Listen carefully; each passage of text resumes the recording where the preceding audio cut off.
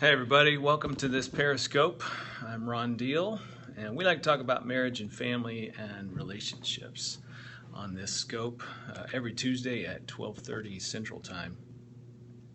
And then periodically as life happens. Glad to have you with us.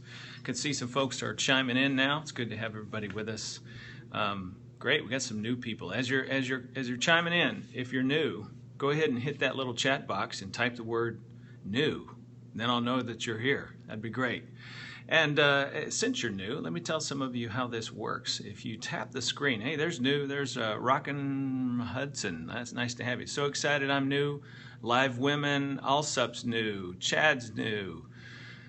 Lisa is new from DFW. Good to have you with us from the Dallas-Fort Worth area. And by the way, if you're from another country, not here in the United States where I am, feel free to tell us that. We'd love to know you're there. You see some of those hearts popping up there? This is how that works. G2 Weaver is new. Tap the screen and that creates some hearts. And if a lot of people do that, then, well, it just creates a pretty picture. That's kind of fun. The other thing it does is it lets other people know that we're there. The more hearts that we have, the more people find out about us. Another new person, nice to have you with us. Feel free, as you log in today, go ahead and type the word new if you've never been to one. Dwayne is with us, and he's new. Glad to have you. We're going to be talking today about the hardest part about Leave and Cleave. Our church has a blended family small group, and we just went through your book. Well, that's nice, Chad. I'm glad to hear that. That's pretty cool. Jean's new, and Pidge is new. I can see that. Nice to have you guys with us today. Lots of new people. Another one. It occurs to me, some of you don't know who I am. That would make a lot of sense. My name is Ron, and hey Ron, Scott Gray, praying for you. Thanks, Scott, I appreciate that. We got another newbie, love it. Baked Wink, I think that's what that is. I probably crucified that. Glad to have you with us. My name is Ron Deal. I'm a marriage and family author and speaker and therapist, and we talk about marriage and family and relationships on this Periscope. We do it every Tuesday at 12:30 p.m. Central Time. Here in the United States. I'm in Little Rock, Arkansas at the home office of FamilyLife. And then we do them throughout the week, just as life happens. And this month, I'm probably going to be doing a number of Periscopes as I travel and have some speaking engagements. So that'll be nice. Yes, I did crucify your name. I apologize for that. Thanks for clarifying. Again, if you're just chiming in, this is the way this works. If you'll slide over from the left, if you're on an iOS machine, if you'll slide up from the bottom, if you're on an Android smartphone or tablet, you'll see some information. The first thing we want you to do is share this, right? See the little share button, just click share. It'll send it out through Twitter, or you can copy the link and you can post it to your Facebook page or what have you, and invite other people into the conversation. The other thing is you'll notice there's a chat box there, and you can type your questions and your comments. And that reminds me that I need to introduce my trusted associate, Shannon. There she is, Shannon. She's going to be monitoring all those questions and comments that come in, and if I miss them, she's going to try to help alert me to those things, especially if there's questions that kind of center around a particular theme, and she'll feed those to me, okay? You'll see some hearts there. Go ahead and tap the screen a couple of times, and you'll notice you produce some hearts. That helps other people find us. Now, look at that, nice flow of hearts. Glad to have you with us. Thanks for being here. Today we're going to be talking about the hardest part of Leave and Cleave. And if you don't know what Leave and Cleave means, it's okay. Stay with me. This has to do with marriage and relationships. Yes, my associate is amazingly beautiful. I think that came from her husband. I think. I hope so. Otherwise, somebody's in trouble. Okay, good to have you with us. So, by the way, I'm in this new office, and you know what? See, look around this new office. I'm really excited to move into this place, but there's nothing here. So we're going to have to do something about that. Stay tuned. Hopefully we'll have more. Ha, ha, ha. Yeah, nothing more. Leave and Cleave. So I'm having this conversation with this couple not too long ago, and I said, have you ever heard that phrase before, leave and cleave? What are we talking about here? So glad you asked. So I asked this couple, what does leave and cleave mean? They said, I don't know. We've never heard of that before. And you know, there's this, it's a phrase, it's an ancient phrase, and it goes way back in time in history, and it refers to this transition that takes place when you go from being single to being married, and you're establishing your home. It's actually used in the Bible, if you're not familiar with that, in the book of Genesis, chapter 2, which is right after God creates the whole world and the universe. So really early on in the Bible even, there's the story of Adam and Eve being created and then them coming together as husband and wife, and all of a sudden they are one and the same. They're together as husband and wife, right? And so there's this phrase that's used, and a man shall leave his father and his mother and cleave to his wife, and they will become one. So what's that all about? You know, there's this moment in every wedding. Now, I don't know how it is in different cultures around the world, and I realize we probably have people from different places around the world. And by the way, if you're from something other than the U.S., just type that in real quick. That'll be fun to see. Cultures around the world, there's this moment in a wedding where the father walks the bride down the aisle, and then he puts her hand into the husband's hand, and there's this transition that takes place, right? It's this moment where you kind of leave your mom and your dad, and you cleave to your husband and your wife, and you become a new couple. You're establishing your home, right? And really that phrase, even in the Bible, I think is used to refer to that moment in time where you make the transition. Debbie from Jacksonville, Florida, it's so nice to have you. By the way, feel free to type questions. I'll try to notice them as they come up. Shannon will catch them if I don't, and a little bit later we'll do some Q&A. So, but here's the thing I think that most people don't understand. Even if you've heard of that phrase, you understand the moment. You understand what it's about. But most people, I think, have this wrong impression that leave and cleave has to do with, you know, the first 6 months of getting married. My wife and I, we made a mistake when we got married. Okay, we kind of joke about this now, but it wasn't funny at the time. We got married, and then we went on a mission trip with my parents to Africa and spent 4 months living basically next door to my parents. A, I didn't hold the purse strings. My dad did. B, I didn't know how to be an individual separate and apart from my parents. I was young, I was still their kid, and didn't know emotionally how to manage that. Boy, was that a mistake. Here we are, Nan and I trying to figure out how to be married with one another, and all of a sudden it's a challenge, right? Here from Miami, been married 8 years together, 13 since we were 15. I'm trying to do the math on that. So that's great. Glad to have you with us. So we've been married 29, going to almost to 30 at this point. And see, here's the thing. I don't think this leaving and cleaving thing stops. Okay, so financially you got to leave mom and dad. You got to move out of their house. You kind of establish yourself with your own budget and your own finances. That's a part of leaving and cleaving. That's one aspect of it. And if you don't, then what? You're too dependent and relying on mom and dad to pay bills for you, and you get in a pinch and you overspend, and then you're running back to somebody and asking for help. And that doesn't feel like you're really managing your home well. That can create stress in a marriage. There's other ways you leave and cleave, right? Then there's the relational component. And I think that's one of the most complicated pieces to it. In fact, let's table that and let's come back to that in a minute. There's decision making, right? Do we make our own decisions or does somebody else? We've all heard of somebody who calls mom to find out what mom thinks about this particular decision, whether we should spend money or do this or go there or take this job or what have you. In fact, there's all, we even have phrases. There's a mama's boy, right? Now you could be single and be a mama's boy, but we all kind of know that if you're a mama's boy and you're married, that kind of pits this guy in the middle between his mother and his wife, right? See, the leave and cleave thing hasn't been managed very well at that point, and that's going to create some stress. And daddy's girl, right? Always running home to daddy. You hear couples that have an argument. Maybe you do this. You have an argument with your husband. You're feeling out of sorts with him. So what do? You run right back to dad's house. You spend the night. You get advice. You tell them the story about what your husband said and how it made you feel bad. And what does that do? Well, it just pits your parents against your husband. See, relationally, this leave and cleave thing is really important. It's about commitment. Parents naturally take their son or daughter's side. That's it, man. That's a great observation. And so, of course they're going to do that because you're their kid. And they're not, sometimes they may take the other person's side and try to help you see that, but more often than not, they're going to take your side. And all that does is just put a wedge in the marriage. So this ancient wisdom of leave and cleave is pretty important stuff, but I don't think we've even gotten to the hardest part yet. Hi from Houston. Glad to have you. If you're new, by the way, let me just pause for a second. I'm Ron Deal. We talk about marriage and family and relationships on this. You swipe from the left if you're on an iOS, and you'll see a little agenda there. We'd love to have you share. Just hit the share button. It'll go out through Twitter or any social media you want to send it out to. And if you're not following me, hit that little follow button, and you'll know about the next Periscope. If you're on an Android, swipe from the bottom up. You can see the same little items and agenda, and you can also see some of the other people that are chiming in. Tap the screen to give us some hearts. That helps other people find us. And feel free to chat in your questions or comments, and I'll try to respond to those, and Shannon will help me if I miss it. Leaving and cleaving is about identifying your home and establishing your relationship and establishing yourself as a unit. It's also a bonding agent. It's a commitment piece. It's a I'm with you and you're with me. And all of a sudden we've shifted our loyalties. Now hear me on this. This does not mean you stop liking your parents.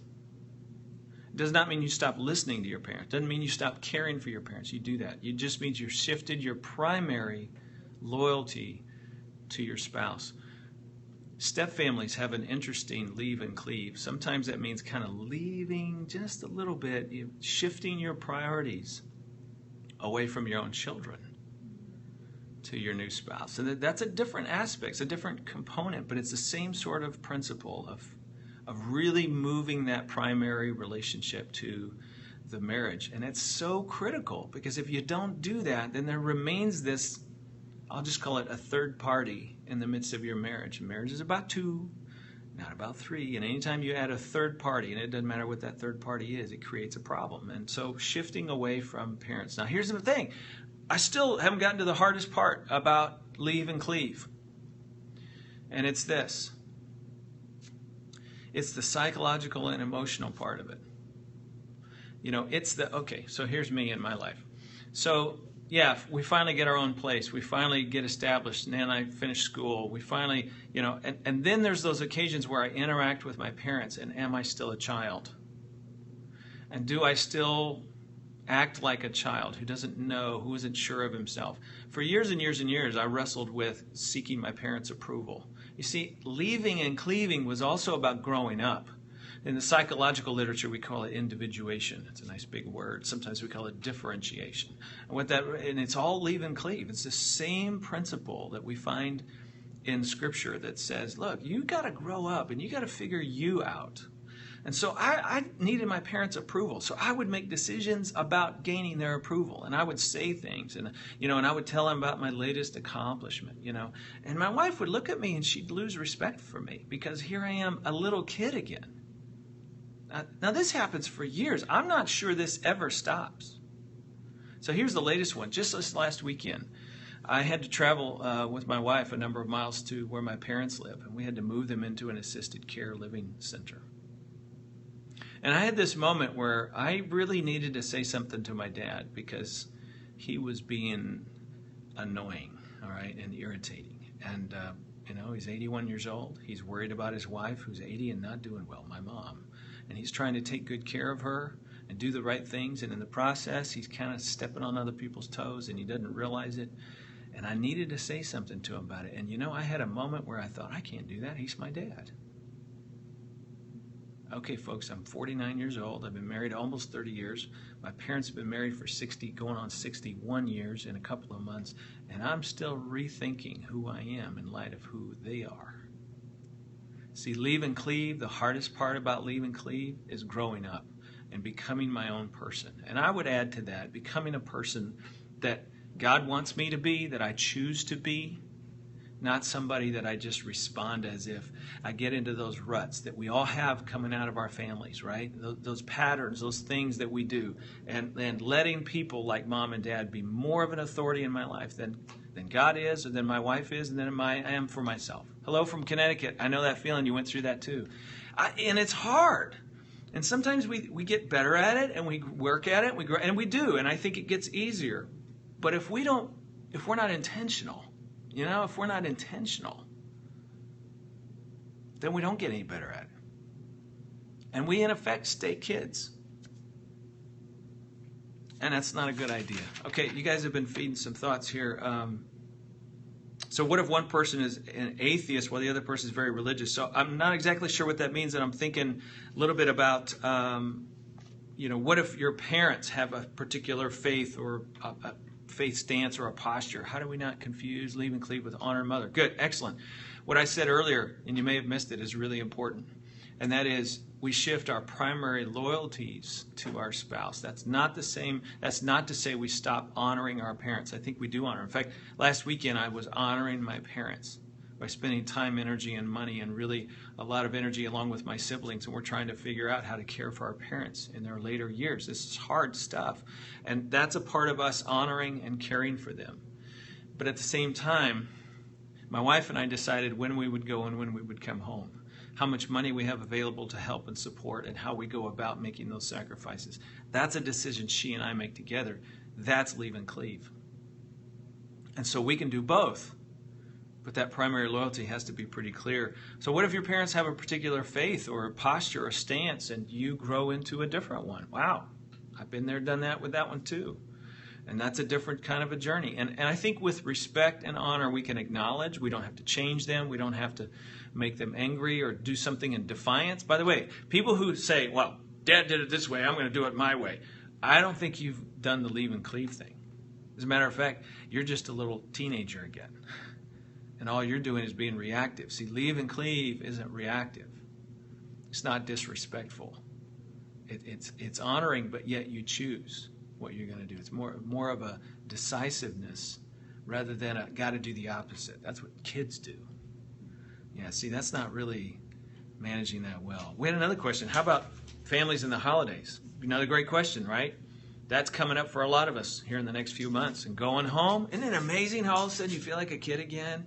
Or you begin to think, okay, what's my place in the family, and how do I do this? What's expected of me? And will Mom be really disappointed if I don't do such and such? And what we're doing is we're defining ourselves in light of those larger relationships. And yes, we should be attentive to those things and those relationships, and give honor and deference where we can, and respect other people's needs when we can, and serve where we can. And at the same time, sometimes you have to say, sorry, I'm not going to do that anymore, with a lot of politeness. And that's a part of leaving and cleaving. It never ends. It never ends. It's a journey. It's an emotional process that we move ourselves towards. Any tips for dealing with a spouse who is passive aggressive? Could be, well, I'm going to assume that's passive aggressive with father and mother. Again, I think that's a sign that the leaving thing is difficult, right? That's the emotional, psychological piece that I'm talking about. That's really hard for us. So we say one thing and do another, passive aggressive. We imply one thing and then we're going to do another. And, okay. Oftentimes what we're trying to do is find that healthy balance when somebody does that, between not hurting Dad's feelings, whatever. And sometimes you have to just gently, politely hurt their feelings. Now, this is hard. You understand what I'm saying? All things in balance here. But sometimes that's a part of saying, I love you and I appreciate. But that's not going to happen. This last week, here's how I do that. How do you bring up a marriage during a 3-year relationship? Okay, I'm not sure I understand your question. Maybe you could say that again. But let me go back to what I was saying. This past weekend, one of the things I said to my dad was, look, I understand when you say such and such, you're trying to be helpful and take care of others in this manner. I started off my conversation by saying, I get it. From your point of view, here's what you're trying to do. But from my point of view, this is how it impacts others. And so it's challenging. Okay, I think I saw that question. You clarified that. That was good. Shannon, help me. I think it's my husband asked me to be more loyal. Is more loyal to his son. He wants her to honor him, but he's hurtful to her son. Okay, honor me, but then he's hurtful to her son. Okay, good. So again, we gotta find the balance. Not sure what hurtful to your son means, so let me just kind of take a stab at it. The husband and wife honor needs to be really important. How he interacts with your son is a function of how the two of you decide he should interact with your son, and how he goes about doing that. It doesn't mean you have veto power over him. It doesn't mean that he's powerless without you. Okay? It doesn't mean either one of those two things. But in general, you're going to try to work together to increase his ability to lead and influence your son. That would be the goal. And I hope that's his goal. And I hope that's your goal, to kind of help him get to that place. So then you have lots of conversation. What does that look like? What does it look like in this situation or in that situation? Hopefully you can come together around that. Still, if you need to try to honor him, because if you stop honoring him to make a point about how he deals with your son, that's passive aggressive. And all that's going to do is irritate him and steal his motivation. So don't go there. Okay, we're talking about marriage and family and relationships here. My name's Ron Deal. I'm an author and counselor. And we do this every Tuesday about 12:30 Central Time here from the Little Rock offices of FamilyLife. But we do it throughout the week as life happens. And we'll be doing more Periscopes coming up in the future. Thank you for being with us today. Thank you for your input. This will be captured on catch.me if you want to watch it later or share it with a friend. Just search Ron Deal. You'll be able to find that. It'll be up pretty soon. Again, stay with us in the future, and it's good to have you with us. God bless.